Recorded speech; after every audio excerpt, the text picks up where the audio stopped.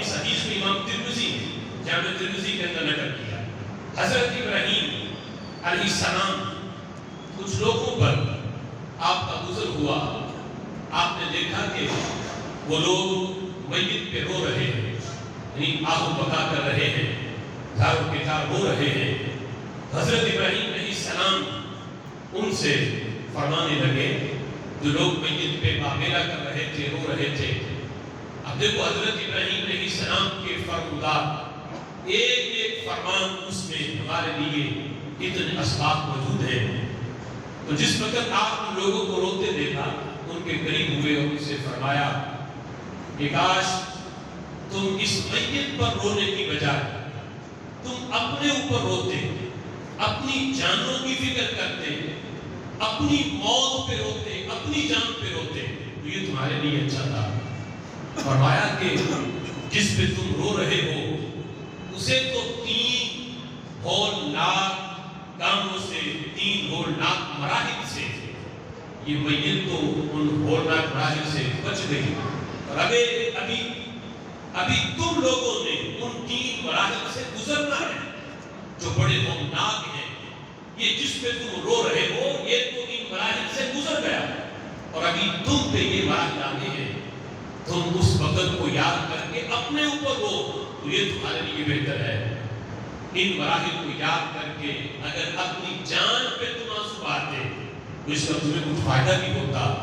اللہ کے خوف سے اگر تم روتے، اپنے لیے اپنی فکر کرتے، وہ 3 مراحل کا ذکر کرتے ہوئے حضرت ابراہیم علیہ السلام فرمانے لگے، ان میں ایک مرحلہ یہ ہے کہ جس پہ تم رو رہے ہو اس نے ملک الموت کو دیکھ لیا۔ ملک الموت انسان کا جس طرح کا عمل ہو ویسی وہ صورت بنا کر انسان کی روح قبض کرنے کے لیے حضرت ملک الموت علیہ السلام آتے ہیں۔ حضرت ابراہیم علیہ السلام کے پاس آئے، جب ان کا وصال کا وقت آیا تو ملک الموت حاضر ہوئے، تو آ کے پیغام سنایا کہ میں روح قبض کرنے آیا ہوں۔ تو حضرت ابراہیم علیہ السلام فرمانے لگے کہ جاؤ میرے خلیل سے جا کے پوچھو، جس نے مجھے اپنا خلیل بنایا، اس سے جا کے پوچھو کیا کبھی خلیل کی جان بھی لیتا ہے؟ خود خلیل بھی بناتے ہو پھر جان بھی لیتے ہو، کیا خلیل نے کبھی خلیل کی جان بھی لی ہے؟ ملک الموت واپس چلے گئے۔ اب یہ دیکھو اللہ کے پیاروں کا دنیا سے جانا اور عام بندے کا دنیا سے جانا، ملک الموت نہ اجازت دیتے ہیں نہ پوچھتے ہیں۔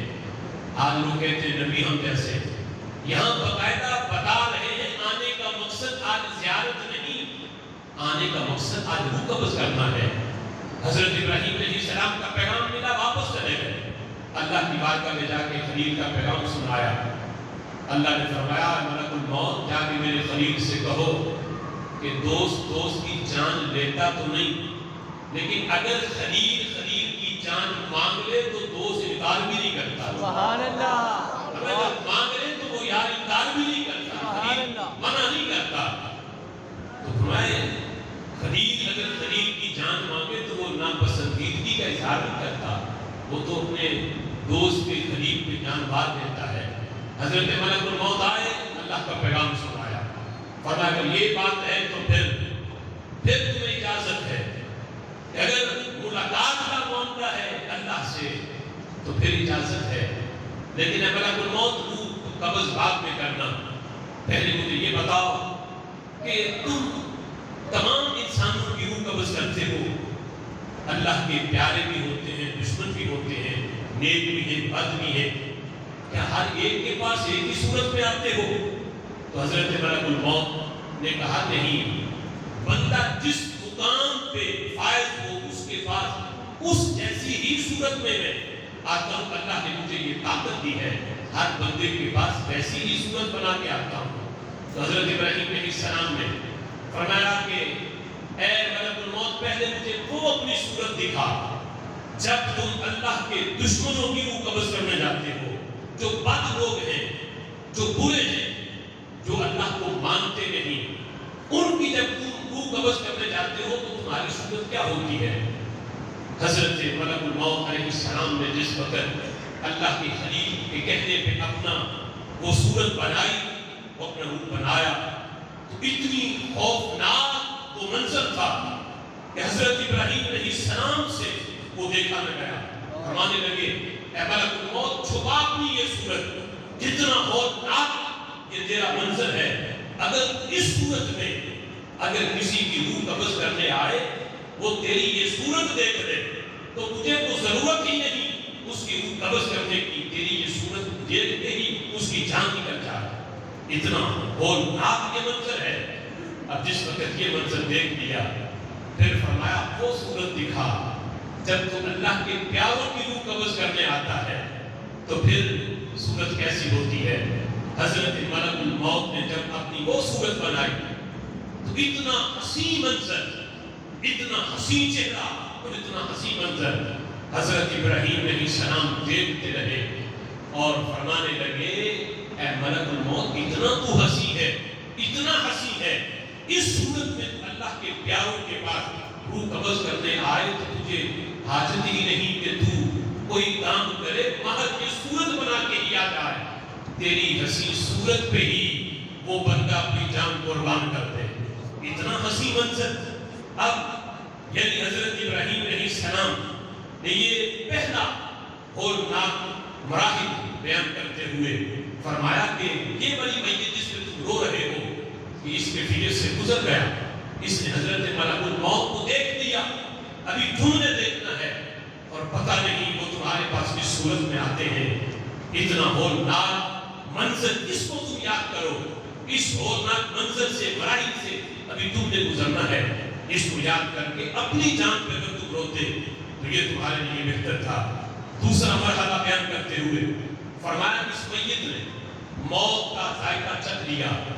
موت جب روح جسم سے نکلتی ہے اس وقت کیفیت بندے کی کیا ہوتی ہے، موت کا ذائقہ کتنا کڑوا اور شدید ہے، یہ اس نے چکھ لیا۔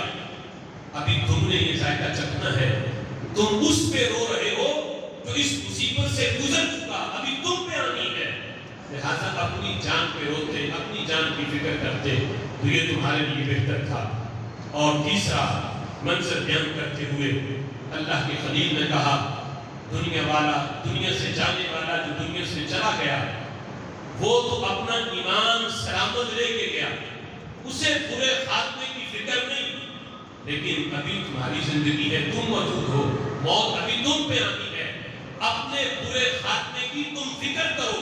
دنیا سے جانے والے کو اپنے برے خاتمے کی فکر نہیں، وہ اس مرحلے سے گزر گیا اور تم پر ابھی یہ مرحلہ آنا ہے، لہٰذا اس کی فکر کرو، اپنے اچھے خاتمے کے لیے فکر مند ہو کہ تمہارا خاتمہ دنیا سے جاتے ہوئے ایمان کی حالت میں ہو۔